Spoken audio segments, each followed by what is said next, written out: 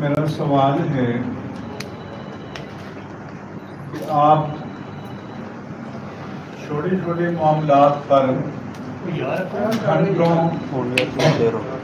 اور ہفتوں پروگرام کرتے رہتے ہیں اور سیاسی جماعتوں پر آپ ہر وقت پروگرام کرتے رہتے ہیں. کیا دینی مذہبی جماعتیں، دینی سیاسی جماعتیں، ان کے ساتھ جو لوگ وابستہ ہیں، جن کو آپ جانتے ہیں، ان کی تعداد کو جانتے ہیں، جن کے اجتماعات میں کوئی جعل سازی اور فوٹو سیشن نہیں ہوتا، کیا انہیں آپ پاکستان کا شہری سمجھتے ہیں؟ کیا آپ کے نزدیک اس طبقے کے بھی آئینی، قانونی اور شرعی حقوق ہیں؟ تو آپ سے ہماری گزارش اور پھر مطالبہ ہے کہ آپ کو بھی انصاف کرنا چاہیے اور آپ کے پیچھے جو مالکان ہیں، جن کے پاس فیصلہ کرنے کی طاقت ہے، انہیں بھی انصاف کرنا چاہیے. ہم کراچی سے یہاں آئے، میرے ساتھ مفتی عابد مبارک، مفتی رفیع الرحمان، علامہ اشرف گورمانی اور سیلانی ویلفیئر ٹرسٹ انٹرنیشنل کے مولانا بشیر فاروقی اور ہمارے ممتاز عالم علامہ سید مظفر شاہ کل کراچی سے آئے تاکہ یہاں ہم تحریک لبیک کی قیادت سے براہ راست حالات بھی سنیں، تعزیت بھی کریں شہداء کی، اور اظہار یکجہتی بھی کریں. مولانا بشیر فاروقی کو ایمرجنسی میں جانا پڑا اور ہمارے علامہ مظفر شاہ کو بھی، لیکن ہم یہاں رکے تاکہ آپ سے براہ راست گفتگو ہو جائے. میرے پاس گزشتہ جمعۃ المبارک کو ایبٹ آباد سے فون آیا، لائق محمد خان عالم سواتی کے بھائی ہیں، کہ آپ حالات کو بہتر بنانے کے لیے ڈی پی او کہتے ہیں ہمارے ساتھ تعاون کریں. میں نے کہا کہ میں جب تک دوسرے فریق سے حالات نہ جان لوں تو اس وقت تک میں کردار ادا نہیں کر سکتا. چنانچہ میں نے ہری پور میں تحریک لبیک کے مفتیوں میں ادری سے پوچھا تو انہوں نے بتایا کہ 12 ربیع الاول شریف سے پہلے روٹین کی جو میلاد النبی میٹنگ ہوتی ہیں اس میں ہمارے سب لوگ تھے. اچانک ڈی پی او نے کہا کہ جی معاہدہ ہو گیا، پچھلے سال کے روٹ پر جلوس جائے گا. ٹی ایل پی کے جو نمائندے تھے انہوں نے کہا کہ معاہدہ تو کوئی نہیں ہوا، ہم یہاں بیٹھے ہوئے ہیں، ہم نے کوئی اتفاق نہیں کیا.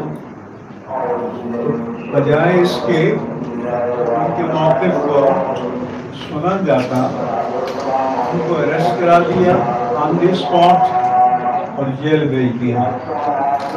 میں 50 سال سے اس طرح کے ریاستی ڈائلاگ میں شریک ہوتا رہا ہوں.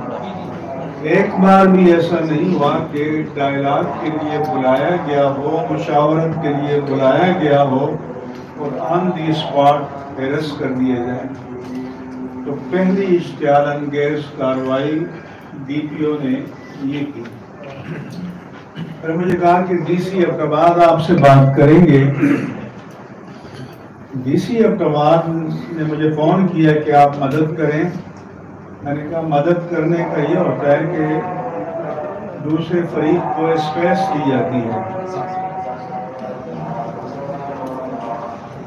میں نے ڈی سی سے کہا کہ آپ ان کو اسپیس دیں، یہ وہاں جلوس نکالیں اور آپ سیکیورٹی دیں. میں ان سے کہوں گا کہ نہ گورنمنٹ کے خلاف کوئی نعرہ لگے گا، نہ لوکل ایڈمنسٹریشن کے خلاف کوئی نعرہ لگے گا، اور نہ دوسرے مکاتب فکر کے خلاف. تو اپنا درود پڑھتے ہوئے جائیں گے اور دعا کر کے ڈسپرس کر دیں گے. جس نے کہا کہ ٹھیک ہے، کل کمشنر کیا میٹنگ ہے، اور اس نے میری رائے سے ایگری کیا. سیٹرڈے کو کسی نے رابطہ نہیں کیا، سنڈے کو بھی نہیں کیا. منڈے مارننگ کو مجھے مفتی عابد مبارک صاحب کا فون آیا کہ بہت ہی بڑا سانحہ ہو چکا ہے. تو جب ہم آئے تو ہمیں پتہ چلا کہ وہ جو جگہ جس کو وہ کنٹروورشل کہہ رہے تھے، امیر معاویہ چوک کے پاس سے حویلیہ میں، چھٹی اپی نے بتایا کہ وہاں سے ہمارا یوم پاکستان کا جلوس بھی نکلتا ہے اور یوم دفاع پاکستان کا بھی، اور کوئی مسئلہ نہیں ہوتا. اور خود سپاہی صحابہ کی لیڈرشپ نے کہا کہ ہمیں کوئی اعتراض نہیں ہے، ہم ساتھ بھی جانے کے لیے تیار ہیں. جبکہ تاثر یہ دیا جا رہا تھا کہ وہاں وہ لوگ ہوں گے اور تصادم ہوگا اور ٹکراؤ ہوگا. یہ جھوٹ ہے، کیونکہ معاویہ اعظم نے خود آفیشلی اسٹیٹمنٹ دیا ہے کہ میں پی ایل پی کے ہاں جاؤں گا بھی، تعزیت بھی کروں گا، بتاؤں گا بھی کہ ہمیں کوئی اعتراض نہ تھا، نہ ہے، نہ ہوگا.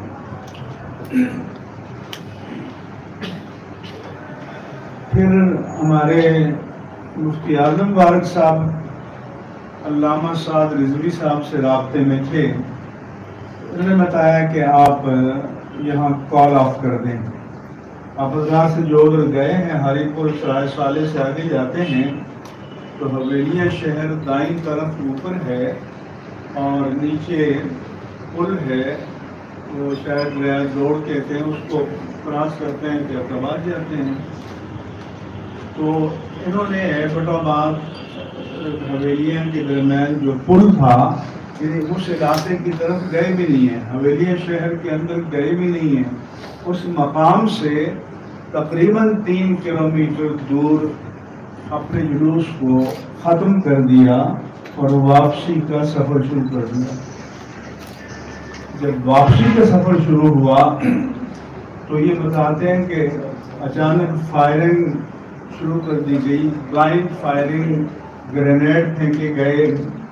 سول ڈریس میں بھی لوگ تھے اور اس میں 4 افراد شہید ہو گئے، 1.5 درجن تو شدید زخمی ہیں، باقی زخمی اور بھی ہیں. تو ہم یہ سمجھتے ہیں کہ یہ تو دانستہ ایک قتل عام کی مجرمانہ کارروائی تھی. کیونکہ جب جلوس کال آف ہو گیا، واپسی کا سفر شروع ہو گیا، تب تک کوئی تصادم، ٹکراؤ، کوئی ایسی بات نہیں ہوئی. اور واپس جاتے ہوئے لوگوں پر فائر کھول دینا، جن کو یہ حضرات خود عینی شاہد ہیں. ان کے پاس کلپس ہیں. آپ میں سے جو انویسٹیگیٹو جرنلزم میں دلچسپی رکھتے ہیں، ڈیٹیکٹیو جرنلزم میں دلچسپی رکھتے ہیں، وہ آئیں، ان کلپس کو آپ دیکھیں، سنیں، جس سے پتہ چلتا ہے کہ ریاست کے نظم میں کوئی نہ کوئی ایسا طبقہ موجود ہے جو ملک میں فساد برپا کرنا چاہتا ہے. اب وہ کس ادارے کے ہیں، کون لوگ ہیں اور کون ہے کہ جن پیچھے لائن اپ ہے پولیس اور سول ڈریس میں ان کو باقاعدہ فائرنگ کی کوئی اجازت دی جاتی ہے، کوئی چیک نہیں ہے. چنانچہ اللہ تعالیٰ نے کرم کیا کہ یہ شاید قیادت نشانے پر تھی، ان کو ہٹ کرنا چاہ رہے تھے تاکہ پورے ملک میں ایک ریئیکشن ہو اور پورے ملک میں انتشار برپا ہو جائے. یہ ایک انٹینشنل ارادی کارروائی تھی. اس کی شواہد ان کے پاس موجود ہیں. تو ہم ریاست سے پوچھنا چاہتے ہیں کہ ریاستی اداروں میں ایسا سیل کون سا ہے یا ایسے افراد کون سے ہیں جو ملک کو تصادم کی راہ پر ڈالنا چاہتے ہیں اور جو ملک میں انتشار برپا کرنا چاہتے ہیں. کیونکہ ہم تو اس لیے آئے کہ ان کو ٹھنڈا کریں. کیوں کہ ان پر بھی جو شہداء ہیں، زخمی ہیں، ان کے متعلقین کا دباؤ ہے، نوجوانوں کا دباؤ ہے.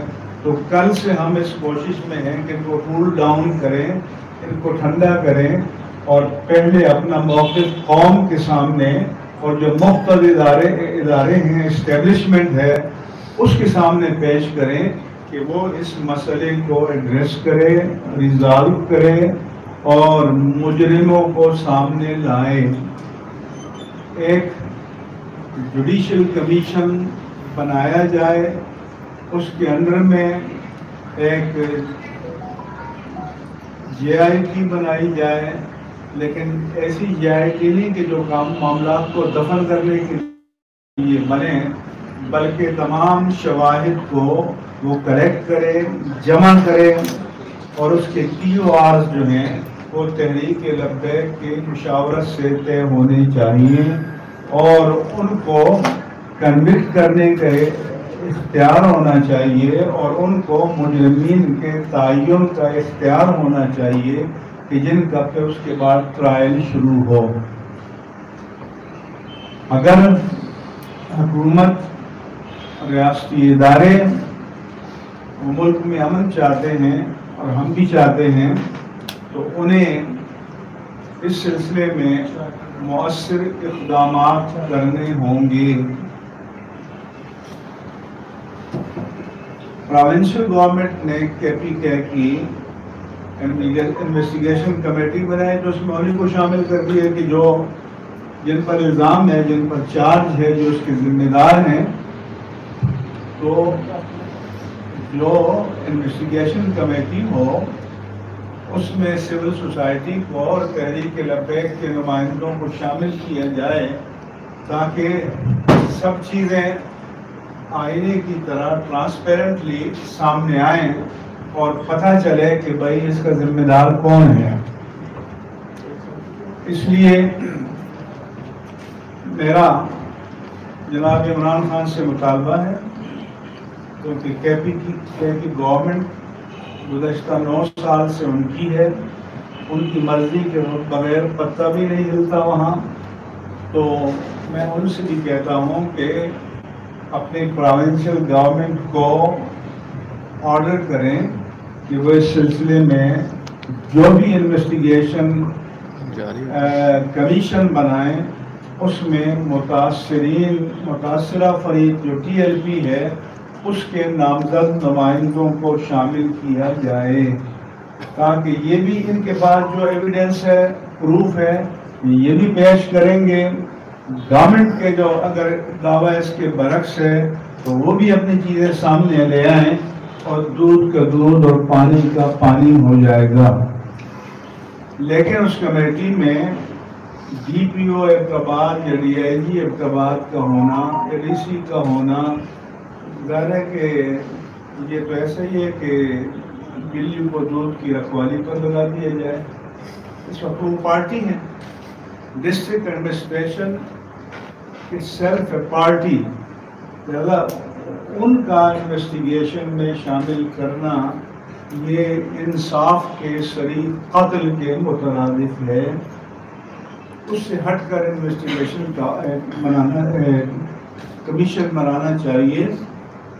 اور ہمارا مطالبہ ہے کہ جتنے اریسٹ ہیں ان کو فوری رہا کیا جائے، ان کے خلاف جو جھوٹے مقدمات قائم کیے گئے ہیں ان کو واپس لیا جائے اور جن پر محض FIR ہے اس کو بھی ڈراپ کیا جائے اور اعتماد کی بحالی کے لیے یہ اقدامات ضروری ہیں تاکہ ایک ٹینس فری ماحول میں اس معاملے کو مستقل طور پر حل کیا جائے، ریزالو کیا جائے۔ یہ پولیٹیکل ریلی بھی نہیں تھی، یہ دینی اور مذہبی ایونٹ تھا جس میں تمام مسلمان شریک ہوتے ہیں، اس میں کوئی پارٹی بازی کا مسئلہ نہیں ہے۔ تو اس کو ہٹ کرنا یہ ایک دانستہ کارروائی ہے، انٹینشنل ہے، اور اس کے پیچھے کوئی نہ کوئی عزائم موجود ہیں کہ جن کو تحقیق کر کے سامنے لانا از حد ضروری ہے۔ تو اس میں چیف سیکرٹری کے پی کے اور ہوم سیکرٹری کے پی کے وہ پی ایل پی کی لیڈرشپ کو اعتماد میں لیں، اور میں حساس اداروں سے بھی کہتا ہوں کہ بہت سے شبہات ہیں اور ان پر بھی لازم ہے کہ ان شبہات کا ازالہ کریں اور تمام چیزوں کو سامنے لائیں۔ اور یہ نہیں ہے کہ بھی کسی لو لیول کے افسر کو بھیج دیا، بلکہ جو ڈی جی صاحب، D G I S I اور ڈی جی سی ہیں، وہ ان کو بلائیں اور ان کے ساتھ باقاعدہ میٹنگ کریں اور یہ تمام شواہد پیش کریں گے، اس مسئلے کو مکمل طور پر ریزالو کیا جائے، حل کیا جائے۔ یہ اہل سنت کے ساتھ زیادتی ہے۔ آپ کو پتہ ہے کہ جب محرم کے جلوس ہوتے ہیں تو پوری ریاست کی نبض جو ہے وہ ساکت ہو جاتی ہے، اور پورے 10 دن پوری ہماری پولیس کی فورس، رینجرز کی فورس اور ریگولر آرمی وہ سب اس میں انوالو ہوتے ہیں۔ تو یہ بھی اسی طرح کا ایک دینی ہمارا ایونٹ ہے اہل سنت و جماعت کا، اور اس کو بھی اسی طرح لا اینڈ آرڈر کے حساب سے اہمیت دی جانی چاہیے۔ میں یہ بھی بتانا چاہتا ہوں کہ جو ہمارا پچھلا معاہدہ تھا اس کے بیشتر پوائنٹس پر عمل ہوا، لیکن کچھ لوگ ایسے ہیں کہ جن کے کیسز ابھی وڈرا نہیں کیے گئے اور ان کو اینٹی ٹیررسٹ کورٹ میں ڈالا گیا۔ تو یہاں قاتل کو سپریم کورٹ جو ہے اس کے اوپر سے ایٹیسی کا چارج اٹھا کر گھر بھیج دیتی ہے، اور جو دینی جماعتوں کے لوگ ہیں تو کیا اس ملک میں ان کو جینے کا حق نہیں ہے؟ کیا وہ اس ملک کے شہری نہیں ہیں؟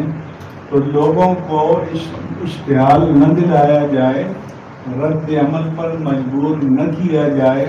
ہم اس ملک میں امن چاہتے ہیں، سلامتی چاہتے ہیں۔ پہلے ہی یہ ملک پولیٹیکلی اور اکنامکلی کافی حد تک ڈی اسٹیبلائز ہے، عدم استحکام کا شکار ہے، اور اس میں اگر یہ مذہبی عنصر شامل کیا گیا تو یہ تباہی اور بربادی کا ہوگا۔ اور شاید یہ دانستہ کیا گیا ہے کہ تمام چیزوں کا رخ جو ہے وہ مذہب کی طرف ہے، موڑ کر اس کو فرقہ واریت کا نام دیا جائے۔ یہاں پر فرقہ واریت کا کوئی مسئلہ نہیں ہے، اور نہ ہم کسی فرقے پر کوئی چارج لگا رہے ہیں۔ ہم ذمہ دار حکومت وقت کو قرار دے رہے ہیں۔ یہ وفاقی حکومت کی ذمہ داری ہے، اس کے تحت ریاستی اداروں کی ذمہ داری ہے، اور خیبر پختونخوا کی حکومت کی ذمہ داری ہے کہ اس مسئلے کو ایڈریس کریں، مجرموں کا تعین کریں اور ان کو قرار واقعی سزا دیں، اور بے گناہوں لوگوں پر جتنے مقدمات چارجز ہیں ان کو انکنڈیشنلی ان کو وڈرا کیا جائے، ان کو واپس لیا جائے، اور معاملات کو نارملسی کی طرف لانے میں اگر وہ چاہیں گے تو ہم مدد کے لیے تیار ہیں۔ اور ٹی ایل پی کی مجلس شورا سے بھی ہم کہیں گے کہ یہ تعاون کریں، اور ہم کل سے ہیں ان کو ہم کہہ رہے ہیں کہ آپ کول ڈاؤن ہو جائیں، اپنے لوگوں کو آپ مطمئن رکھیں اور حکومت کو موقع دیں کہ وہ اپنی ذمہ داری پوری کریں۔ اہل سنت و جماعت میں یقیناً ایک اشتعال بھی ہے، ایک نفرت بھی ہے۔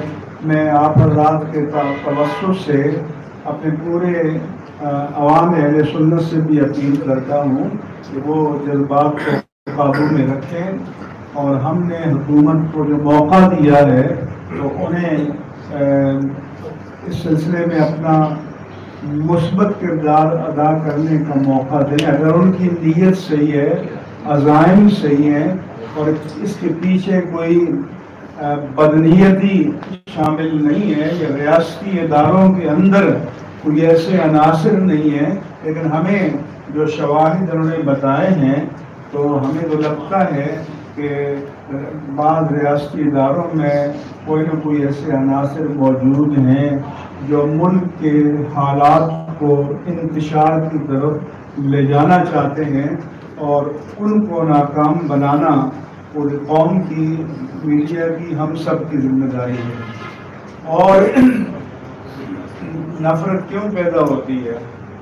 مثلاً ذرا سی بات ہو جائے تو آپ لوگ گھنٹوں رہیں گے، لیکن دینی جماعتیں، دینی تنظیمیں، دینی سیاسی تنظیمیں نہ ان کی آواز آپ عوام تک پہنچنے دیتے ہیں، نہ ان کے موقف کو آپ عوام تک پہنچنے دیتے ہیں۔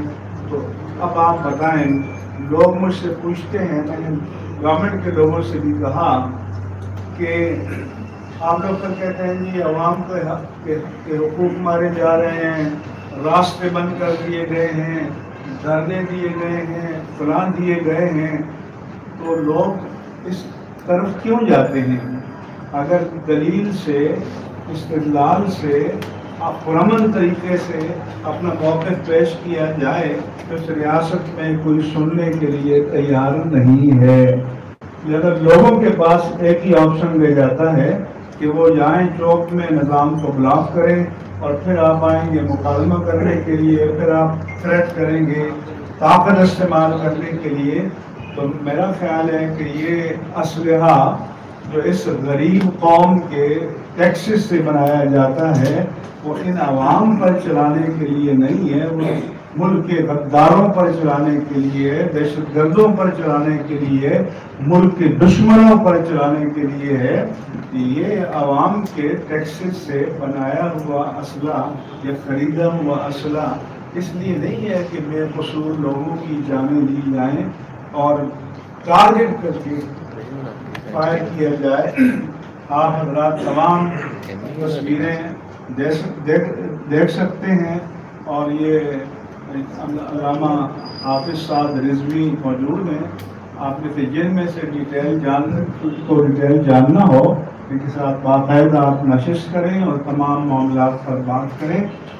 ہم چاہتے ہیں کہ یہ بھی جو ریلیجیو پولیٹیکل پارٹی ہے اور پولیٹیکل نارمز کے مطابق یہ ان کا حق ہے کہ سیاسی میدان میں کام کریں، لیکن ریاست کا حق ہے کہ ان کو بھی بڑی اسپیس دیں جو دوسری سیاسی جماعتوں کو ہے، اور میڈیا پر بھی لازم ہے کہ ان کی آواز کو بھی اسی طرح پہنچائیں جس طرح آپ دوسری جماعتوں کی آواز کو دنیا تک اور قوم تک اور حکمرانوں تک پہنچاتے ہیں۔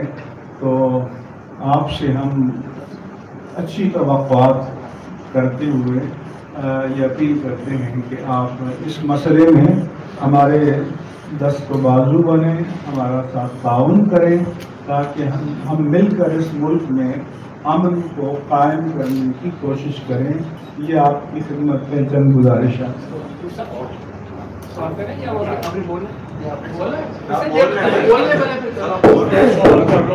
آپ یہ بتائیں کہ آپ کا تعلق سلاقی سے ہی ہے، ماضی میں سلاقی سے تعلق رہا ہے آپ کا؟ میرا خیال ہے ہاں، ماضی میں آپ کا مان سے تعلق ہے، آپ کا کس سے تعلق ہے؟ آپ کا تعلق مانسہرہ سے ہے؟ مائک دے رہے ہیں. ہماری تعلق مانسہرہ سے ہے. کیونکہ میں نے پڑھا ہوا ہے. کراچی میں سینٹرل سر آپ کا علاقے سے رابطہ تو رہتا ہے، یہ بتائیں کہ وہاں مختلف مسائل کی کمپوزیشن یا تناسب کیا ہے، اور یہ خلا میں واقعہ تو نہیں ہو گیا، ایک دن پہلے بھی انہوں نے پرامن نکالا ہے اور تیسری دن پھر واقعہ ہو گیا. کون سے ریاستی عناصر ہیں جو ان حافظ صاحب سے ناخوش ہیں اور ان کی کوئی ماضی کی گستاخی کی کوئی سزا تو نہیں دی گئی؟ آپ کے سوال کا جواب دے دوں. میری ایک ذمہ دار اتھارٹی سے بات ہو رہی تھی. میں نے کہا کہ میں نے تشیعوں کے دوستوں سے پوچھا کہ آپ کا تناسب کیا ہونا چاہیے. 40%. میں نے اگر دوستوں سے پوچھا انہوں نے کہا 40%.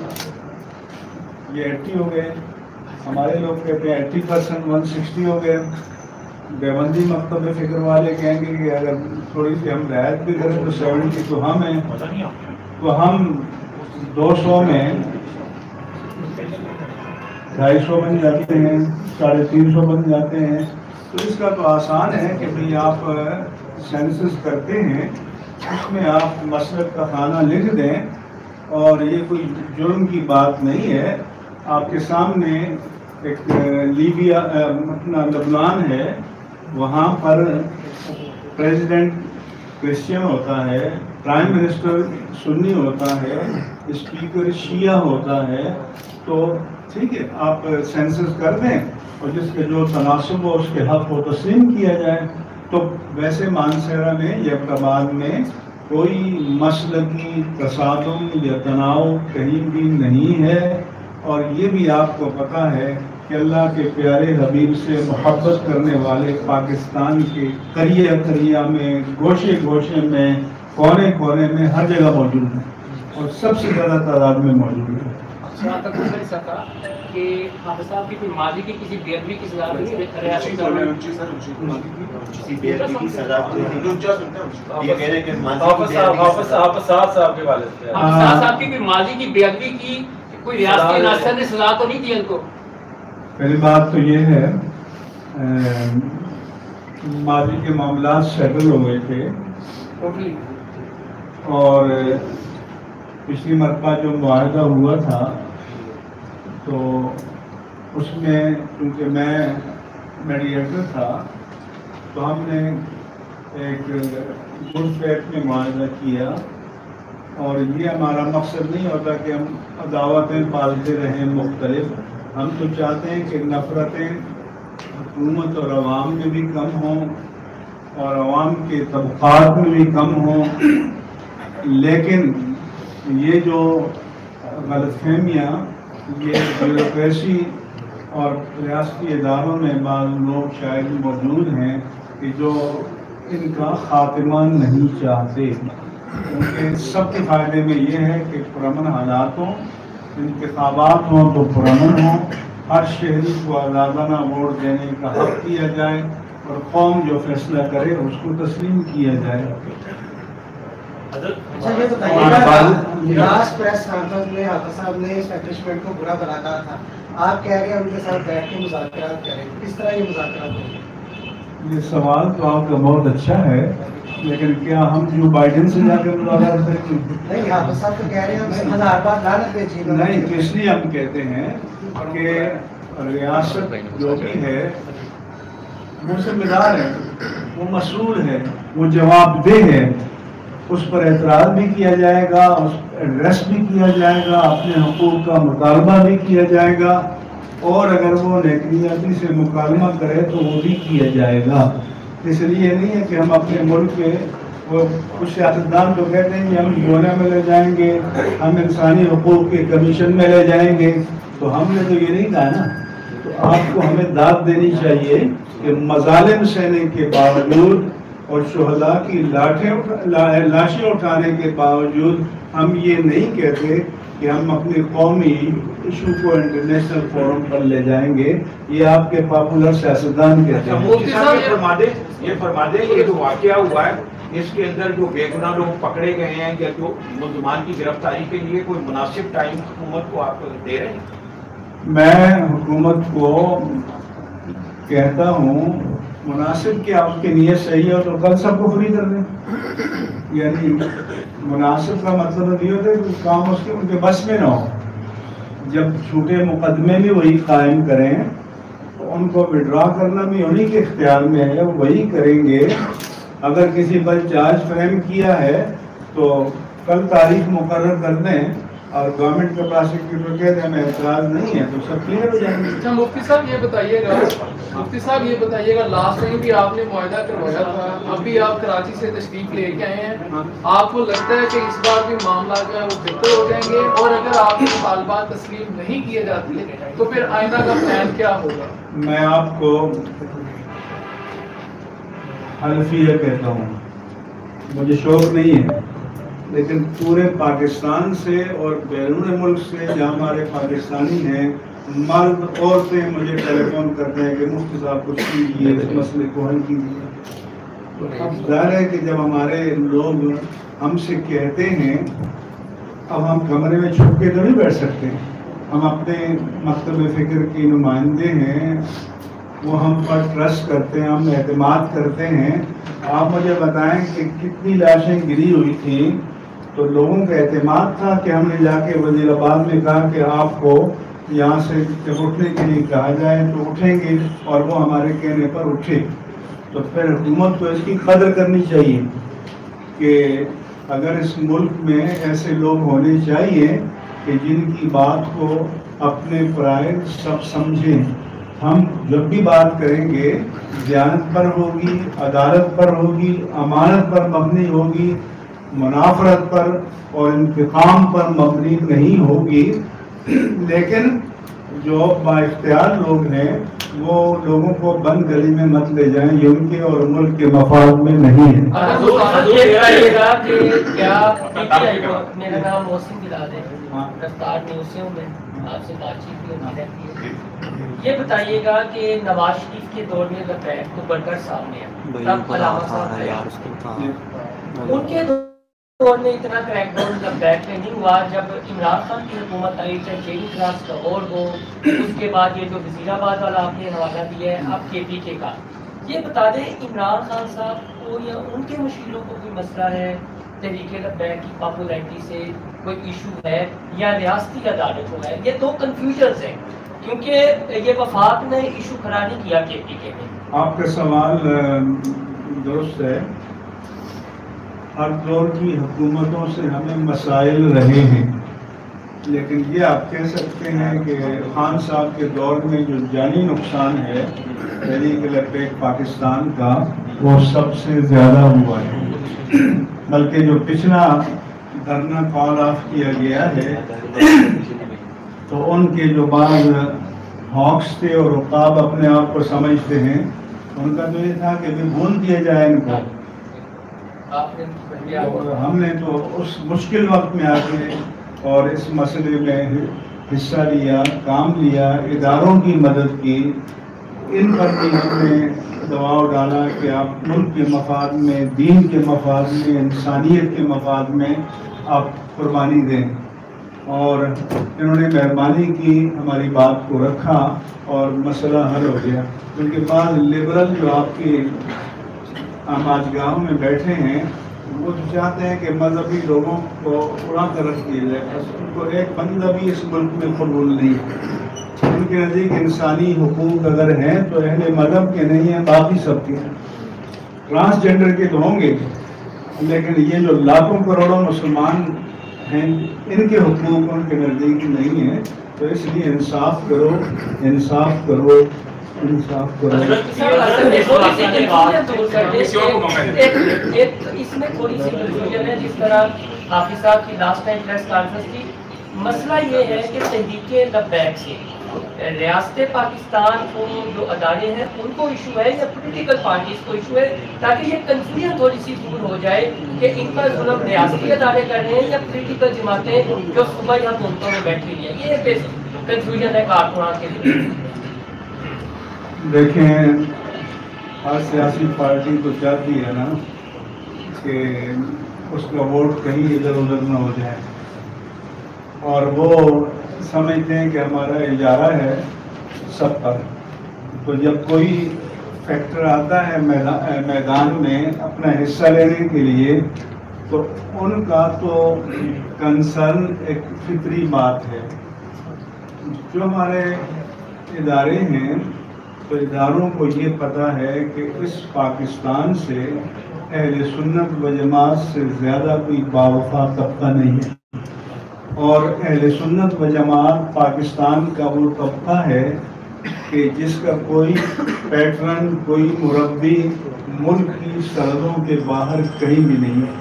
ہماری سارے وسائل ملک کے اندر ہیں، ہمارے سارے انٹرسٹ ملک کے اندر ہیں، ہمارے سارے مفادات ملک کے اندر ہیں، تو ہمارے وجود کو غنیمت جانو. حضور میرا سوال یہ ہے کہ اس واقعے کے بعد ٹی ایل پی کو کول ڈاؤن کرنے کے لیے کسی قومی شخصیات نے بھی آپ سے رابطہ کیا، ہم سے غور بھی کر رہے ہیں. پہلا سوال آپ 92 سے ہیں؟ جی نام حنیف 92. جی ہاں، رابطے تو کرتے ہیں. تو ہم کہتے ہیں کیمروں میں دیکھیے گا. ہم یہاں جو آئے ہیں ہم خود آئے ہیں، نمبر 1. نمبر 2 رابطے تو کرتے ہیں، لیکن ہم کہتے ہیں کہ جو اوپر پالیسی میکنگ لوگ بیٹھے ہیں وہ ہم سے بات کریں، کیونکہ جو رابطوں والے ان کے پاس فیصلہ کرنے کا اختیار ہی نہیں ہوتا. ان کے پاس صرف کمیونیکیشن کا اختیار ہوتا ہے کہ ہمیں ایک خبر پہنچا دیں، خواہش پہنچا دیں. تو مسائل تب حل ہوتے ہیں کہ جو لیڈرشپ کے منصب پر فائز ہیں وہ ہم سے بات کریں، وہ ان سے بات کریں جن کے پاس فیصلہ کرنے کا اختیار ہے. وہ سامنے نہیں آتے، ان کو آنا چاہیے.